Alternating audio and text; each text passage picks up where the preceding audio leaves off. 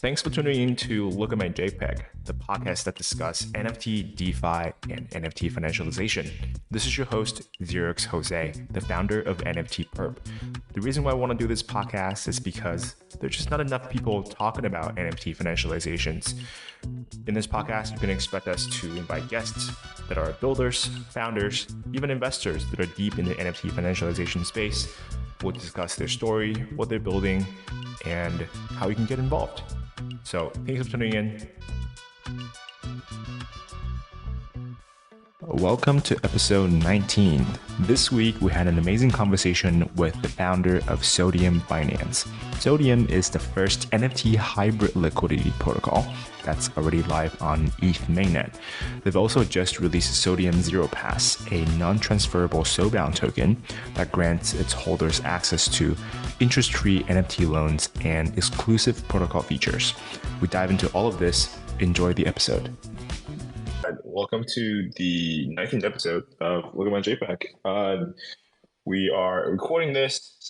This will be uploaded to our Spotify account as per usual. And yeah, we're excited for this one. I've been wanting to chat with Hemik, founder of Sodium, for quite some time. So before we hop into Sodium, Hemik, can you give us a quick intro of yourself? How'd you get into the space? Perhaps tell us about how did you find out about NFTs? What was your first NFTs? And we can talk about Sodium.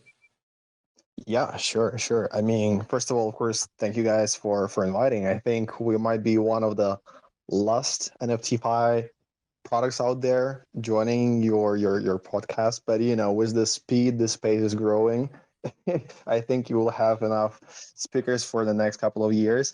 So that is definitely super exciting. I'm being in crypto since 2016, doing pretty much everything you can possibly do in crypto in this space, except for building our own project.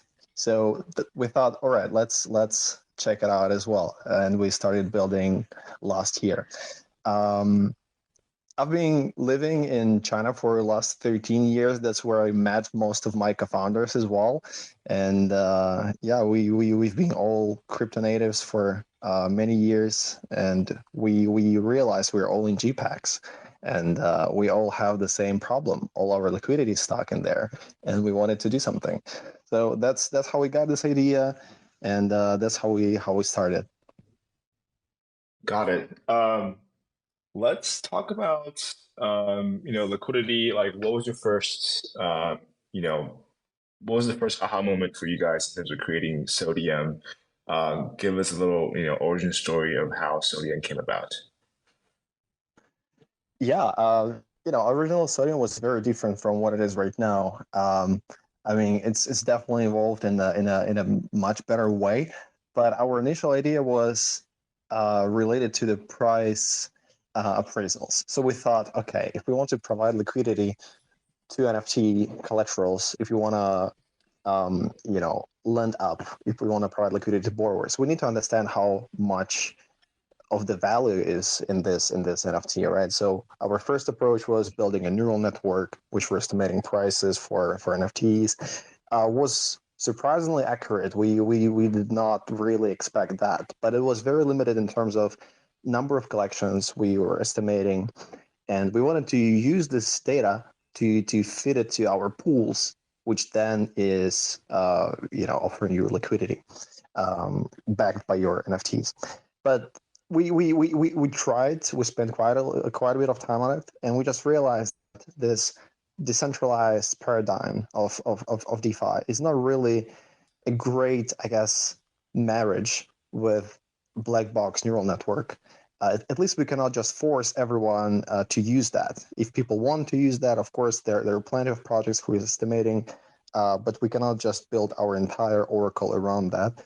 And we decided to pivot, and that's how we came up with hybrid liquidity design.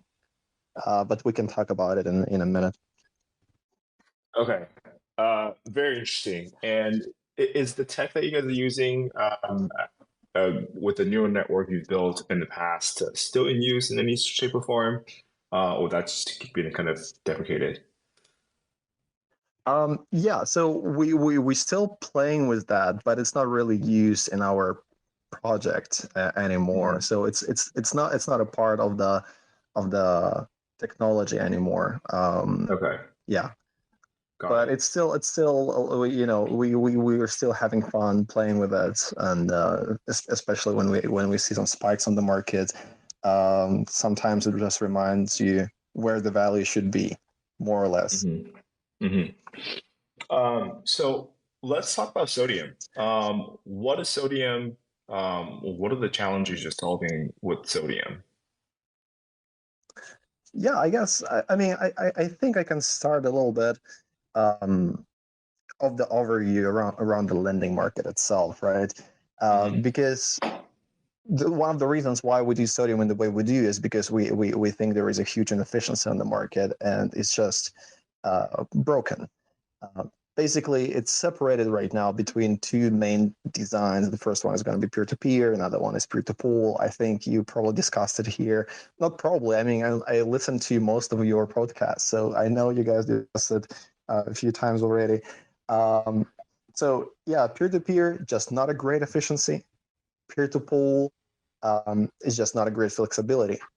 So we decided that we try to put all the good things together, and we don't Mm. take any of bad things from those designs.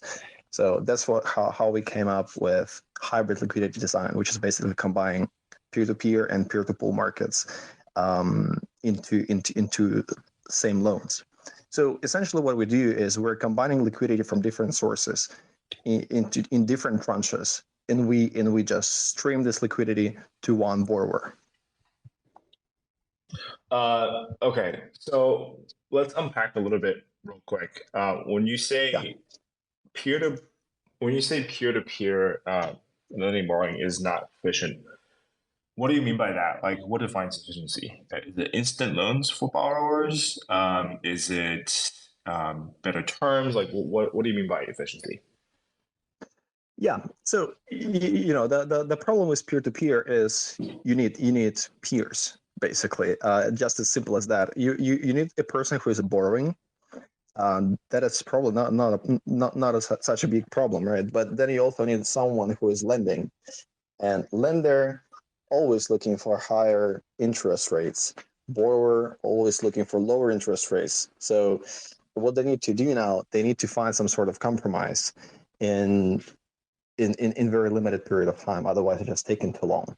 That's Hmm. why some peer-to-peer protocols, they're that's why efficiency is bad because you need to wait for hours, days, weeks, or maybe you're not getting any reasonable offers from lenders. Of course, it Hmm. could be solved in the way that people can connect bots, etc., to the peer-to-peer side, and it still can provide liquidity in very fast manner. But then it's still one lender who's offering terms to the borrower, and you can really choose.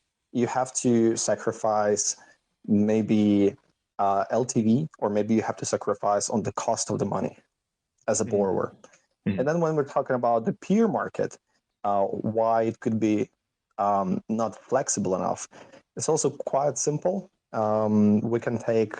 Do we call names here, or should we just Yeah, you leave can brands feel behind? free to name different projects. It's fine. All right, yeah. I mean, it's quite obvious and quite big. Let's say Bendao. It's an obvious elephant in the room, who is very very big. People do love it. I totally get it. It's instant liquidity, but there are some problems in that design. They're very limited in number of collections, and they cannot really grow that because uh, do they want it or not, they have to control risks on the platform. They cannot just say, all right, if it fails, it fails. Liquidity won't be repaid back to lenders, etc., etc. They have to keep reasonable risk control on the platform. That's why they will always have 5, 6, 10 collections.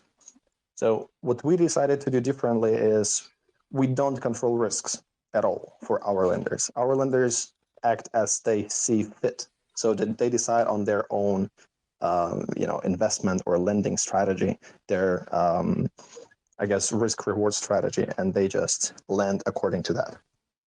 Hmm. And with regards to different risk management strategies, what does that mean? Like, does that mean how they choose to liquidate? And for on your platform, maybe let's talk about different how users interact with your protocol, right? Because typically on a lending and borrowing protocol, you have the lenders, you have the borrowers. Um, in your case, I know you guys have done, your V1 already, and then you have a V2 coming out. What are some of the users? What do they look like? How does someone, as a, let's say a borrower or a lender, interact with Sodium? Right. Let's maybe start with a very very simple design. Let's say not design, but example. Let's say you have an NFT, right? It's like 10 ETH value on the market. So when you want to take a loan against this NFT, you would have two lenders. Lender number one is giving you 5 ETH. Lender number two is giving you 8. So now, before you decide which lender you go with, you also need to understand how much interest they're charging, right? And most of the times, the lender who is offering more liquidity, which is essentially higher risk, is going to offer also more expensive liquidity. The APR is going to be higher. So what happens on Sodium, you don't really need to choose between these different lenders. We just take liquidity from both of them and we combine it in the most efficient way. So we will take liquidity from the lender number one, who is offering you 5 ETH because it's cheaper, and we just give it to you. And then second lender, who was initially offering you 8, is offering 3 more ETH compared to the first lender. So we take this 3 more ETH and we put it on top of the first one. So that's what we call lending queue. Basically, we put every lender participating next is increasing the collateral valuation by the amount of their offer. So what we have now in this lending queue is still 8 ETH, but 5 is going with low APR, and another 3 is going with higher APR. So now the borrower can enjoy higher loan to value and also lower APR. Mm-hmm. So this is in a context of a single loan of a loan origination, right? So a borrower comes in and he has options to choose combining two different lenders liquidity. So how does that work from from a unit standpoint? So let's say there are now, if the same situation, if I have 5 different borrowers all using similar NFTs, um, are how are there in like how much liquidity will need to be required to in that is that a vault? So the same valuation, same loan terms could be generated until the vault depletes. How does that look like from a multiple users wanting to borrow from, let's say, the same lenders from that standpoint? Would they get different terms because different lenders are going to different tranches? Are we borrowing directly from a vault? What does that look like? Right, right. Yeah, so first of all, it's not necessarily has to be 2 lenders. It could be 2, 3, 4, 5, as many as you like. The gas is the only limitation, obviously. Also, these lenders, they can be peers or they also can be pools. So if those are pools, this liquidity is instant, so it can be available for you right away. If those are peers, you might need to wait for them a little bit. And we also can combine them, so we can take some instant liquidity from pools and then peers coming later on. But then let's say if we have multiple loans using similar collaterals or collaterals from the same collection, um, terms for those people, for those borrowers, will be identical as long as we're talking about pools, because pools are algorithmically driven by the Oracle. If there is enough liquidity in the pool, it will keep lending to those collaterals, and terms are not changing. So the way it works, I guess, from the lender's perspective, is very simple. You set up your pool. You can think about it as a lending assistant or lending bot. We probably should, come up with fancy name for it. And then you just tell it what to do. And as long as there is liquidity, it will follow your guidance. Mm. So what? I suppose you would come to a point, and this vault or bot, whatever you call it, would will only accept specific collateral, right? It can be applied to everything. Like that specific vault is only applicable for a specific NFT type. Yeah, so that is very flexible. The way it works is, our pools, they are not really transferring the collateral into them. They are not keeping Hmm. the collateral inside. The Hmm. collateral is going to be kept in a special isolated Sodium wallet for each borrower. It's a unique wallet for each of them. They can also connect them, etc., etc. We can talk about it in a minute. But when you set up a pool as a lender, you tell it which collection the pool has to lend to. So, for example, you can say, uh, I want to borrow to Bored Apes, I want to borrow to Azukis, I want to borrow to Doodles, and etc. etc. It could be one collection if you want. For example, if you're an NFT founder, you can just appreciate one collection. You provide really good terms. If you are a professional LP, you want your liquidity to be used in the most efficient way. So you want to cover as many deals as you possibly can.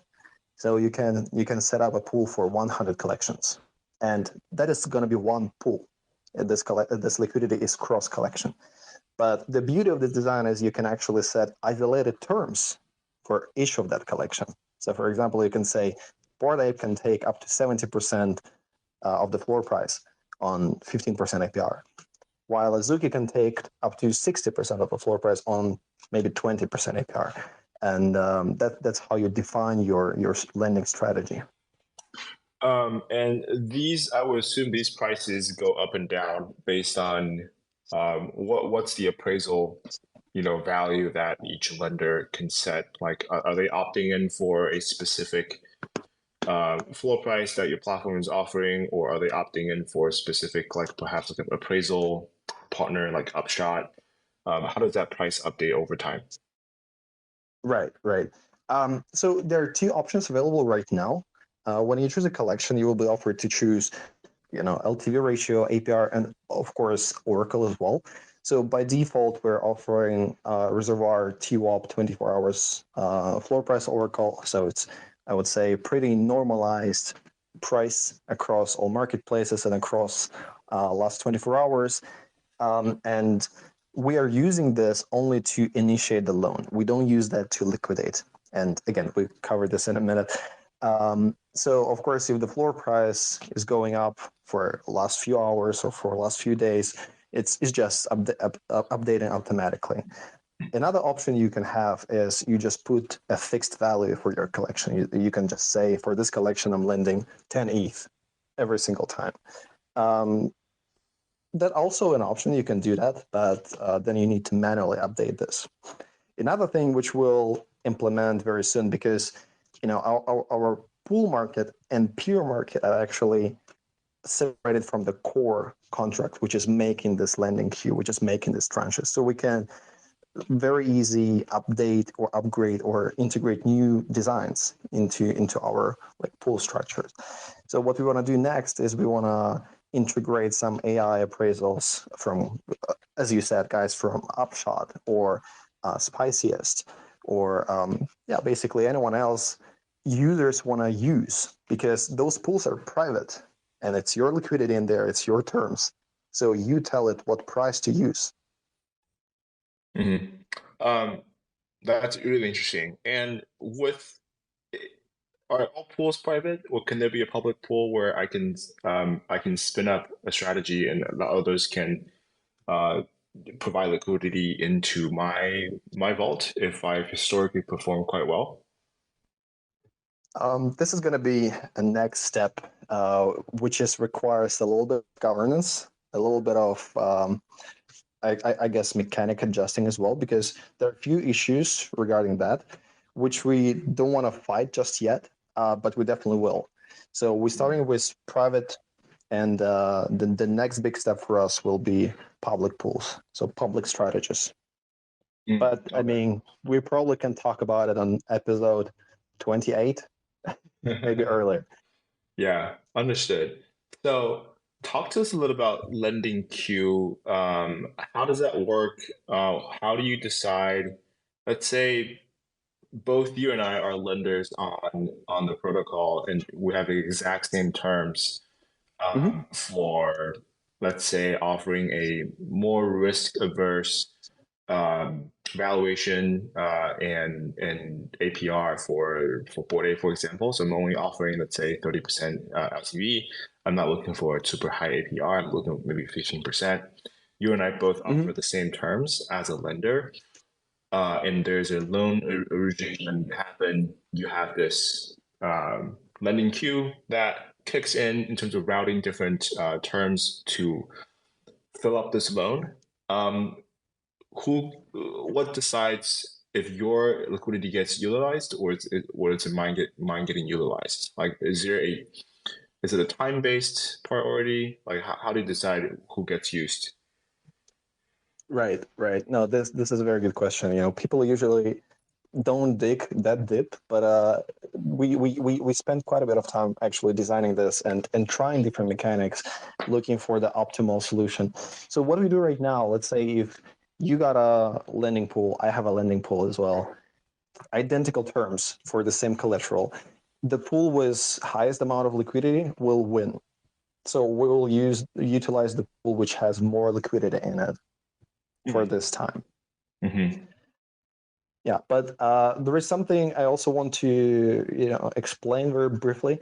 The matching mechanism is off chain, so it's essentially it's a recommendation for the borrower to borrow from. It's the rules there are super simple. Cheaper your liquidity, higher your priority. So then the next priority is obviously higher valuation, and then the next priority is amount of liquidity in your pool. We'll see how it goes, and we possibly might adjust it a little bit if we see the necessity for it. But that's how it works right now. Okay. And these are fixed duration loans, right? Yeah, exactly. Okay. So this So is this is I guess yeah. Go on. Sorry. yeah, so I have a quick question, right? Like, what is the minimum amount of a vault in terms of duration you can offer on a loan term? Um, and what is the Yeah. So longest? there is no minimum really. If you took money from lending pool, it's instant liquidity. You can repay it right away. If I don't know, if for some reason you just change your mind, happens. Um, but the maximum duration for now will be 30 days. So Okay. that's being said for a reason. The first reason is it's very simple for a human being to understand what's 30 days. And we kind of have a very simple, I guess, like gut feeling about this time frame. So when you borrow, you kind of understand what's going to happen within this timeline when you repay, etc., etc. But when you lend as well, you set your LTV for this collection properly because we're talking about 30 days. So you can think about it as a lender, I guess. Will you buy this NFT for this price in 30 days? If answer is yes, you just set its LTV value, LTV ratio, and you go with this. Mm-hmm. Yeah, it's kind of like a put option in a way. Um, Yes, yes. okay, super interesting. And on the premium side, like, do they pay more as the borrow duration varies from 1 day to 30 days, or is it the same amount of premium? Yeah, it is the same amount for pools because it's automatic. We think it doesn't really makes a huge difference for pool owners. Let's say if they're being utilized for a day, 30 times, or if they're being utilized one time for 30 days. Um, but if we're talking about peers, because that requires a little bit of manual execution. If you borrow Yeah. from a peer and you want to repay earlier, you will have to pay at least 50% of the maximum interest. So, for example, if you borrow for 100 days and you repay in 10 days, you will have to pay 50 days interest.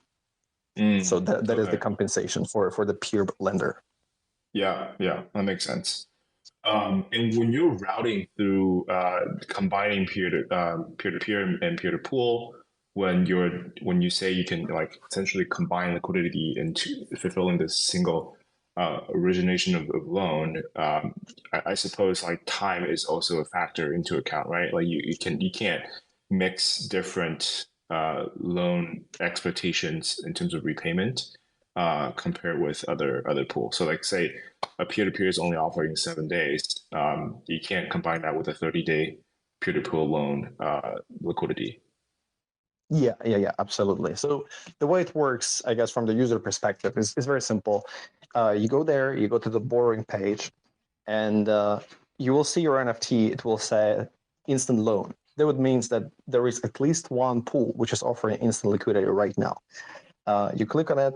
I mean, you will see the amount of liquidity on your NFT card. You click on it, you will see the lending queue. It's basically, it's a slider from left to right. Further you go to the right, more expensive liquidity gets, because that's how the lending queue is designed. You take as much liquidity as you see fit, because it is possible that lenders in the end of the lending queue offering expensive liquidity, maybe you don't want it, so you don't have to take it. You can take the liquidity which makes sense for you right now. And if that amount of liquidity is not enough, you tell us how much more you're looking for, and we publish this request on the peer market as well. So when you choose liquidity, when you choose to publish on the peer market, you need to specify the duration. So if you're looking for borrow for 30 days, which is the maximum for the pool, you can only borrow for another 30 days, of course, from the peers as well. Yeah. Okay. And when the 30-day passes and I don't pay back my loan, what happens? Then we have to liquidate. So that is something different, I would say, maybe from NFT5, because they practically don't have liquidation, but they also have one lender. So that's the beauty of the design is simplicity, right? They just transfer the collateral and that's it. We do have slightly more complex design in terms of number of lenders, and we cannot just give them NFT and say like, hey guys, now you got to do something. Go figure out what you do with this NFT, or we fractionalize it and something like that. We have to liquidate it and give them as much liquidity as we possibly can get for this collateral. Yeah. So, in the event of like an liquidation where perhaps the floor price didn't fall at all, let's say someone borrowed a Bored Ape at 60% LTV, and the floor price when they borrowed at the time was 100 ETH, so I borrowed 60 ETH, essentially 30-day loan, and after 30 days, the borrower simply forgot to pay back his loan. It wasn't a price drop or anything like that. So when you go and liquidate, you would get, I hope, probably 100 ETH worth of liquidity. You pay back your lenders up to 60. Does the 40 ETH go back to the borrower? And how does that work? Yeah. So if you forgot, people ask me all the time, if you forgot to repay, what's going to happen? First of all, yes, liquidation is still going to happen. I forgot, unfortunately, is not a verifiable excuse, so we cannot just say, all right, let's cancel the liquidation and we do this one-time exception. So. Then what happens next is we start the liquidation. It's a very simple auction, goes from zero all the way out, all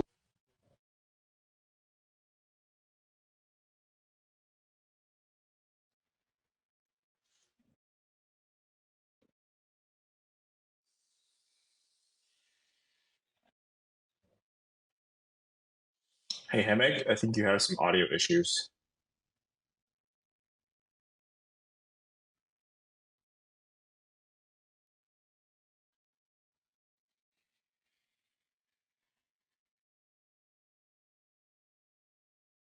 mean that the first lender is getting repaid, no problem. Lower risk, lower returns, but first priority. And the second lender might partially lose some of the money because second lender's risk tolerance was just too high. The valuation for the collateral was too high. So no one is beating that high anymore, including this lender himself, right? And maybe including the borrower as well. But if the borrower think, okay, I just forgot, I do have the money, and I do wanna bail it out, go ahead. You can participate in the auction, of course, and you can just pay it back. It's extended 24 hours. If people are not purchasing it for the highest possible price, just closing the deal, you'll have a chance. Okay, got it. So in the case of like, would there be a premium in some cases? Like typically, like if let's say the full price has actually gone up, and it would make a Mhm. lot of sense for someone to essentially, get this NFT at a discount and hopefully over the debt value, would the premium go back to the borrower? Oh, all right. I got the question. Um, no, it's simpler than that. So we don't really consider the floor price movements during the liquidation. We don't know the value of an NFT.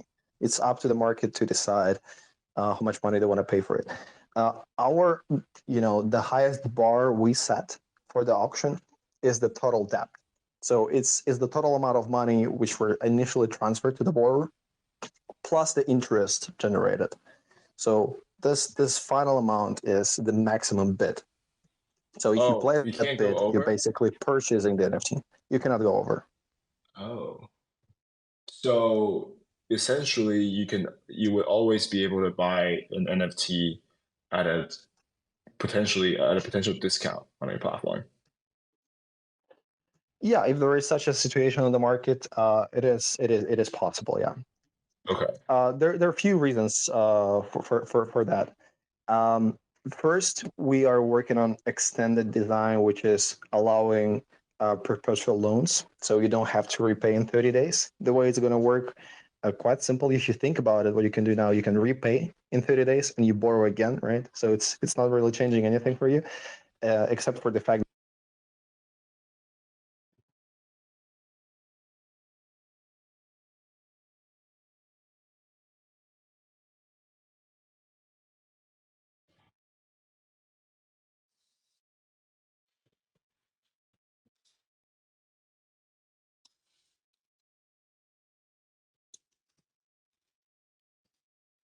that's work with next upgrade.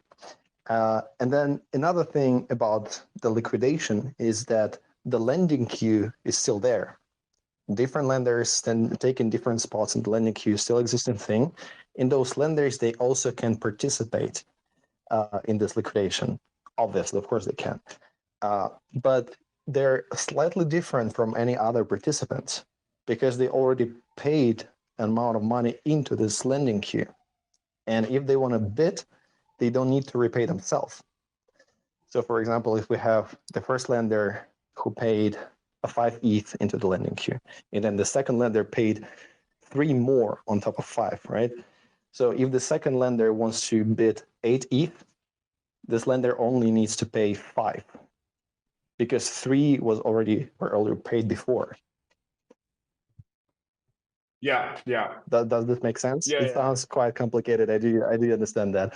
No, that part I get. I'm just trying to get an understanding of like the liquidation process when like ultimately like as a protocol, like we should definitely prioritize the liquidity providers, right? In terms of making them whole, because that's ultimately the debt that is owed to the liquidity providers. You want to protect that whole. Yeah. But from a borrower's perspective, like essentially if the value of my NFT still is way above my debt that I owe to the lenders, um, and my as a borrower, I only get 60 ETH for my loan, even though I know my Mm-hmm. NFT is worth 100. I just have the liquidity to pay back. So I'm missing that 40 ETH when it comes to uh, that essentially becomes a premium that whoever uh, wins the bid on the platform if you're capping it at the debt plus Mm-hmm. the interest, right? Um, but if you are able to allow, and obviously I don't know what I'm talking about, right? I haven't done a lending and borrowing protocol before, but if you allow bidders to go over, bidding the Mhm, NFT, mhm. you can cover the debt plus the interest, and also the amount that whatever's premium above the debt plus interest can go back to the liquidator, so they don't feel like they get fucked. Yeah. I get it. I get it. This is a good point. We thought about it as well. I think the way we decided mm, to design it, or what we decided to prioritize is the speed of execution. So let's say if there is a possible upside, people might bid longer. If there is a fixed price right now and there is an arbitrage possibility opportunity, it might be done. It might be over soon. So that's what we chose. Got it. Yeah, that makes a lot of sense. Um, let's maybe shift gears a little bit. Let's discuss like what's next for you guys. I know you guys have just announced this zero pass, and it sounds really interesting. Tell us a little bit more about like what's coming up for Sodium. How can people get involved? Yeah, sure. Zero passes is basically it's already the name is saying for itself. It stands for zero interest liquidity. So if you have a zero pass, you go to those you go to protocol and you want to borrow against one of your NFTs, we'll give you free money. It's yeah, I guess it's not a crime to say so because we don't charge for it. So it's free of charge liquidity. Um, so we actually did our first how do I even call that, like guarantee uh, allow list giveaway yesterday. It was 99 spots. It was gone immediately, like within a few minutes. It was honestly a bit of surprise for us as well because it's pure utility. We're not a fancy PFP project, so it's pure utility for NFT finance heads.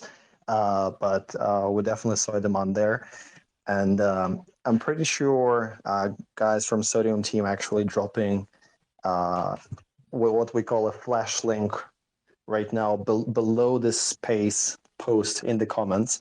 So first 10 to get in can get instant allow list spot. So guys, don't miss out on this. It's pretty cool opportunity if you're considering to use that. And yeah, this is our launch campaign because it takes the opportunity cost to as low as zero. You don't need to pay money to use it. Yeah, it's non-transferable, a soul-bound NFT, so it stays in your wallet forever. You cannot sell it. Oh, well, that's amazing. How many zero passes have you issued? Good question. That's to be determined. Not too many. We were looking to something maybe around 200 passes or so, but we'll see. Do they expire? It might be not enough already. No, they don't. So if there is no liquidity in this zero interest pool, then you cannot borrow it anymore because we Oh, okay. cannot supply like infinite amount of money in there. We sold our souls and we took mortgages, so that's how we supply it there. Yeah, yeah. Okay. That's really, really cool. I think, yeah, whenever you have banks that offer, pretty low interest rates or near zero interest rate loans, like people always line up for it. So I guess I'll be lining up for that too. Uh, so for Yeah, those yeah, who are for sure. listening, Definitely share one. we also, yeah, thanks for paying that up. We do have a collaboration with Sodium, so feel free to grab that Sodium Zero Pass. They already posted it along with this tweet together. So for those that are listening live, that's your chance to get your zero interest rate zero passes. Super exciting. Um, so tell us a little bit more about like the V2 launch, what's coming. Is there anything that I missed that we should have discussed? No, I think we covered pretty much everything. Except if I also if forgetting something. But we've been on mainnet for I would say few months for now. It was only our peer side of the protocol. So we are extending it finally with our complete pool design as well. So now it's going to be real hybrid liquidity combining instant with fair. That's the way we like to think about it. But also just, people often misunderstand the concept. They think, how are you different from that protocol? How are you different from that? It's so many lending protocols out there.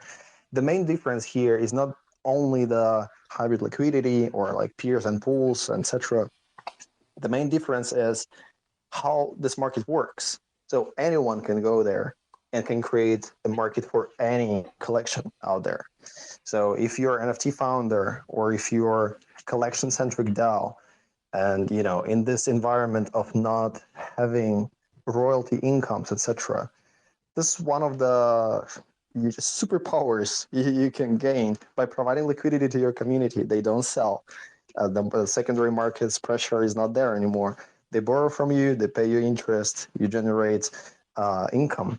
So that's I guess the core ideology of Sodium Protocol. Yeah, that's how we want to build it. I love that idea. So look forward to working further with you guys. We have our own NFT collection coming up in the future as well. We'd love to leverage different NFT finance protocols. And we're early. We like to work with different teams. We like to experiment and test things out. So very excited for us to have different long-term collaborations. Yeah, absolutely. Just a couple of words towards NFT perp. It's just super interesting. I've been talking to a few of my friends yesterday, and turns out they're not in NFTs, but they do know about NFT perp, and they're kind of exploring and asking. I saw you guys have a call up. Can you get like a beta access and something like that? So it just opened my eyes how you guys opening this market to people who kind of maybe not into JPEGs because it's JPEGs, or I don't know what other reason they have, but they don't mind really to have an exposure. So it's very interesting how you're changing the landscape of this space. That's interesting. I mean, we had that thesis, we're some people just want to get exposure on price action and don't want to deal with deal with the NFTs itself for whatever reason. Like maybe they're not into the art, they're not into JPEGs, or dealing with trading on these exchanges. Because the process of doing NFT trading compared to DeFi, it's dramatically different. There's a lot to factor in when it comes to NFT trading, and I think in some ways maybe they have kept people on the sideline. So yeah, that's very cool insights. Really good to hear. Yeah. Well, Henrik, thank you so much for coming on. It's really great having this deeper conversation with you. And thanks for those that are, attending and listening live. Guys, follow Sodium. You can follow them on Twitter at Sodium_FI, Sodium_FI. Follow Henrik on Twitter. His Twitter is at HEMIC_Sodium. Any last words, Henrik, for the community? No, just really, a few words of appreciation. Thanks so much for hosting, and huge fan of the product and the media empire you're building around it. Very cool. Well, we're in a very small space in terms of NFT finance. We love to be one of the contributors to the ecosystem. Well, thank you guys for tuning in to the 19th episode of Look at My JPEG. Follow us on Twitter. Follow us on Spotify. You can listen to this episode wherever you get podcasts from pretty soon. All right. Have a good one. All right. Bye-bye. Bye. Thank you for tuning in to Look at My JPEG podcast. If you're listening on Spotify or Apple Podcasts, wherever you get your audio podcast from, give us a like, a subscribe if you like the content, and we'll see you in the next episode. Cheers.